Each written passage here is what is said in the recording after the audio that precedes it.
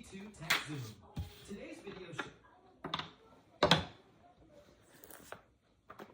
Imagine the rolling green fields of Bedford, New York, opening up to the iron gates of Seven Springs Estate, Donald Trump's millionaire ranch.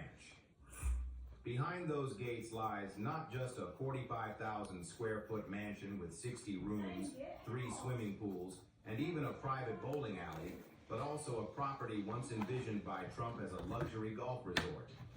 Today, we'll step. Then we also have be able to operate the TV, lighting, the awning, that type of equipment out here as well. Storage drawers here. These are all on self-closing. We have the awning controls here also, so you